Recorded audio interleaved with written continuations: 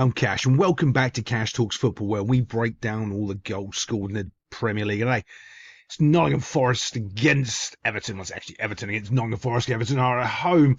I've got I don't know. Like, I'm kind of getting worried about Forest and the fact that is it that Everton are playing well? Yeah, Everton are okay. They're doing all right. They're a solid team right now in the Premier League.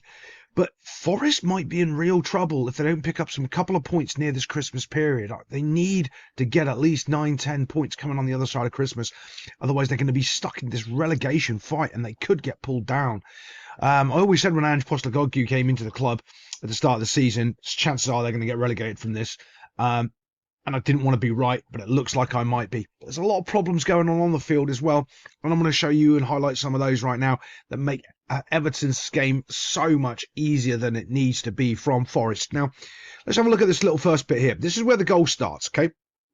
So you've got clearly pressure on the ball. It's going to make a pass, and there's pressure on the ball. What's going to end up happening is the ball's going to move from there to there, and this player here, who's behind this player here, is going to beat him for pace and get here, even though he's got a couple of yards in front of him right here, but not at the moment of the pass. So let's give him a little bit of right at that moment there.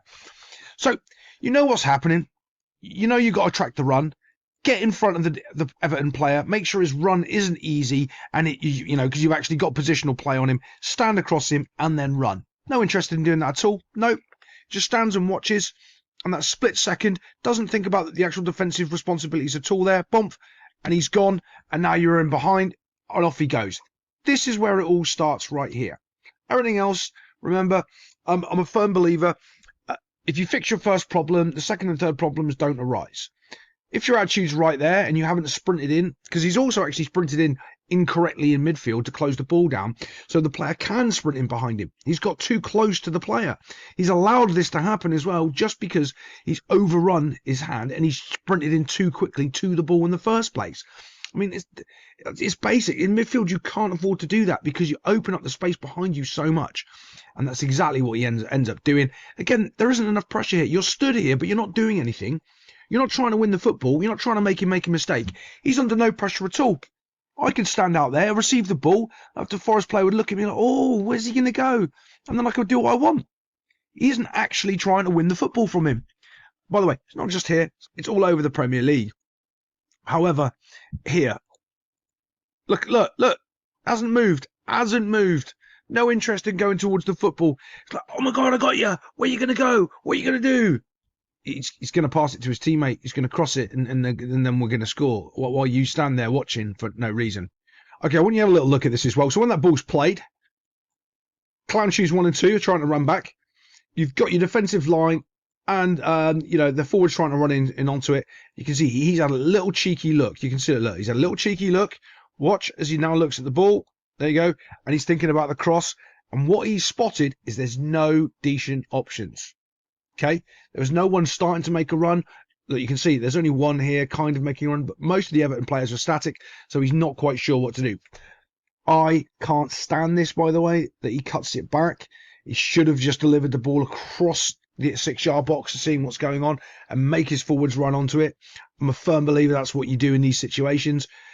Even though he does get it a crossover, even though they do get a goal, to me it's more luck than actual planning and precision.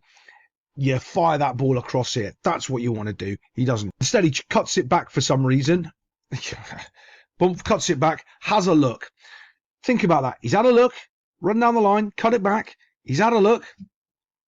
So you're thinking, okay, he's found his target. Nope. After all of that time, all of that down the wing, he puts in a ball that's absolutely terrible. It's a terrible cross. I mean, it's shockingly bad, absolutely shockingly bad. Not as bad as the Forest defending, where he decides to just knock it into the far corner himself. I would check his betting history on this one, because this is dodgy as anything for me. Okay, so you're a defender, and what are you trying to do? You're trying to knock the ball away this way. So that means you end up looking this way. If you end up looking this way, that's where the ball goes. He ends up looking that way, dumph, knocks it into the corner. Look, you see, he's looking at like, what are you doing? And also, I think he ducks a little bit out of the way. Let's have a look at that back. This might be a better angle. Right, we've got two Clown Shoes here in defence. One kind of puts his head towards it, doesn't touch it. The other one goes to his knees for some reason, so he can header the ball in his own goal. Unbelievable. Unbelievable. People talk about managers and all this other nonsense. Sometimes, you know what? I'd say 80% of the time, it's the players are terrible. And you've got to hold your hand up when you've done something defensively as poor as that, and you put your team behind, and absolutely, that's it. Game's over now. You're away from home. To get back into the game is really difficult because you've done that. Yeah. I'd be dropping you next week. I'd have dropped you right there. I would have ripped you off the field. There's a level of accountability that people don't hold players to, that they hold managers to, which to me is insane. That isn't good enough. Unfortunately, I can't actually see how and why he loses the ball here, because I don't know how he's had the ball received, what he's actually doing to receive it. And that's another point I've been making lately about highlights. And join us on Monday Night Live at 8 o'clock, where I'm actually going to do a bit of a breakdown of what's going on with the highlights. Why can't we see the things that we want to see anymore? Why is it all sort of dodgy? Yeah, I'm going to get into it in depth on Monday night. Now, if you lose the ball, that first off, what are you doing?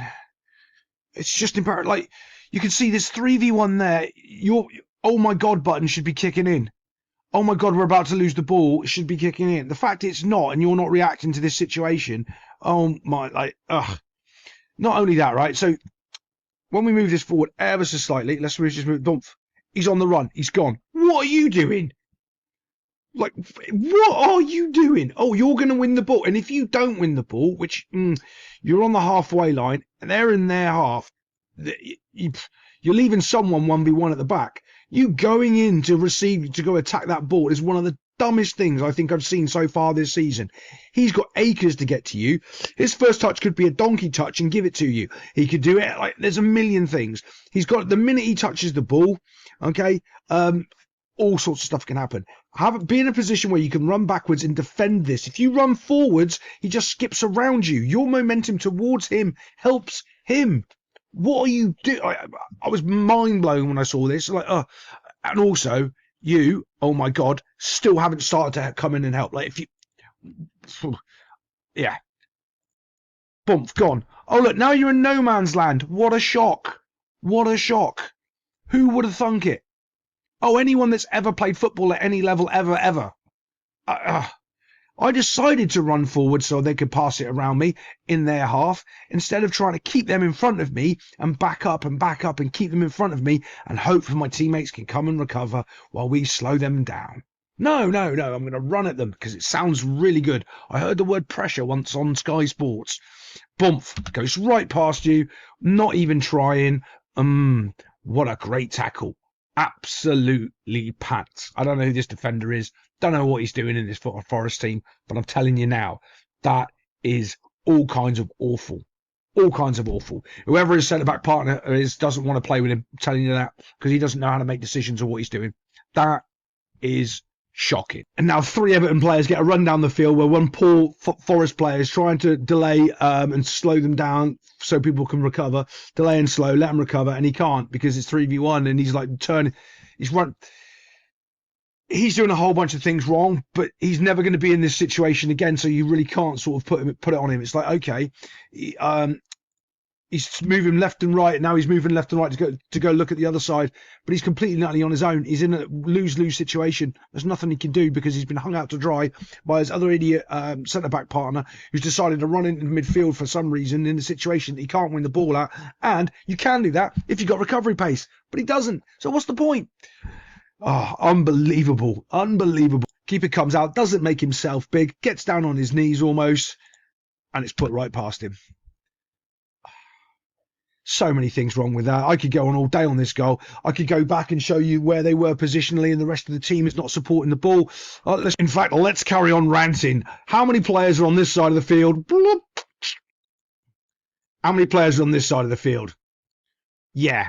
Are you supporting the ball? Are there options for them to pass the ball to? Is there cover for if you lose the ball, you don't get overrun? No, there's cover over here, though. It's brilliant. If he loses the ball, there's cover. Oh, yeah. There was cover, but he decided to be a moron. Oh, my. There's so many things wrong with what's going on. Just super frustrating. But let's move it on. Speaking about dodgy passes, here's one. I don't know what this is. Just knocks it. Just absolutely knocks it. and it's rolling straight in the middle of the park. This guy ends up picking it up. Okay, just think about that. Where he is, he ends up beating to the ball. Okay, I know the ball's moving away from them. He can go to it. He ends up picking up the ball. Do you want to know what's wrong? Attitude. Attitude is massively wrong. Is that pass horrific, and all terrible? Yeah, all those sort of adjectives together. Yes. Yeah, it's terrible. But at least one of these three should get there before him.